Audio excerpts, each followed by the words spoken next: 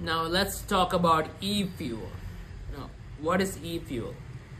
E-fuel is basically an alternate version of the gasoline or petrol or diesel that we use in internal combustion cars. Now, this fuel is called e-fuel because it's made using alternate means. And Porsche has been leading the way in this new type of fuel. Now, apparently, Porsche has a factory in Chile that's actually making e-fuel. Now, how does this process work?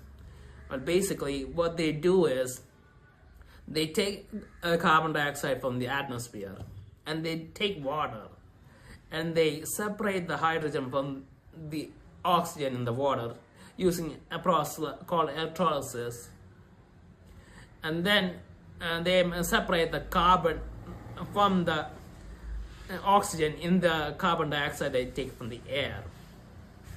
And then now we have carbon from the carbon dioxide and hydrogen from water. And when these two put together, they actually form what actually is petrol and diesel. I mean, they have the same properties as petrol and diesel. They are both made with carbon and hydrogen particles.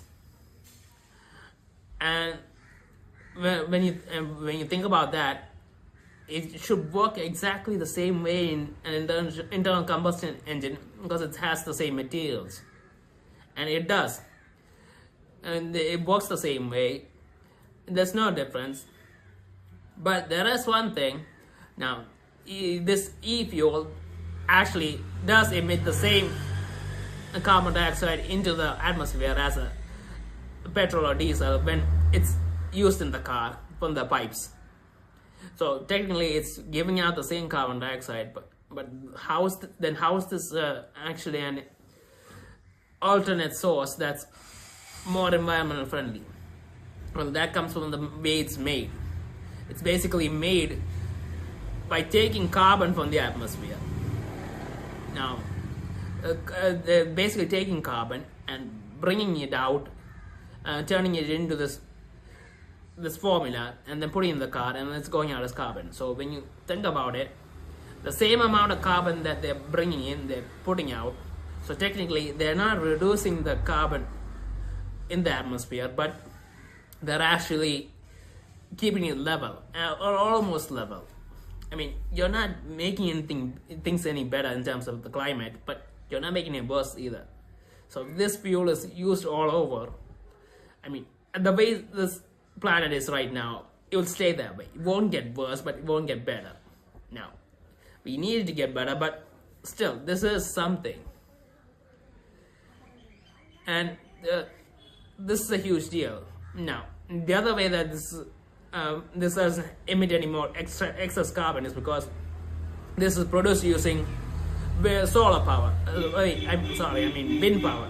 They're using wind power there to make this.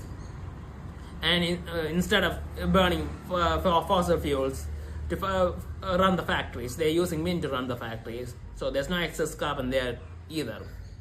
So this is an almost neutral-like thing. And this honestly has potential because, let's say in the future, we actually manage to fix all the climate issues and bring the temperature down to something that we actually can sustain. Back to normal temperature, I guess.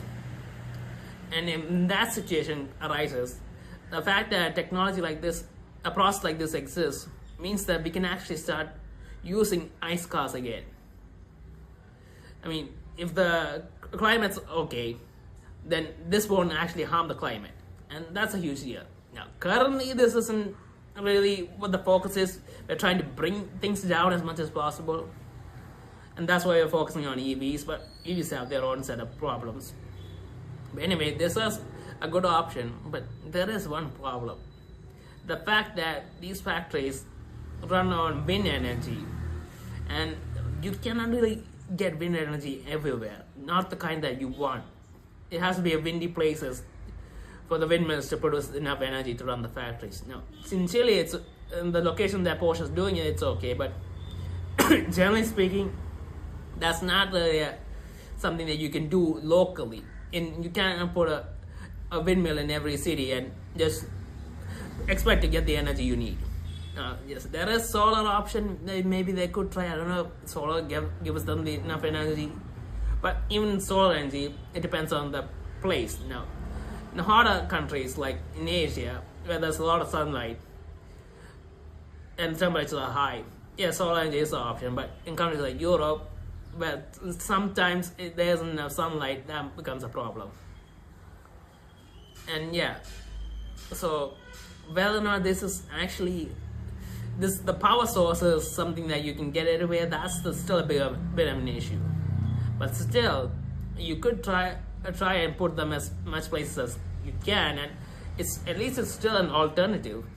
I mean, you don't have to give up on internal combustion just because of this. It's an option that we can actually visit in the future, because people love ICE engines, and I think that supercars and hypercars should have ICE engines. So maybe it's a specialty that those cars can use these type of engines with this type of fuel. Now the fuel is expensive after all, since it cannot be mass produced locally. It's gonna be expensive. I mean, the amount they're producing right now is just so tiny compared to how much we actually use.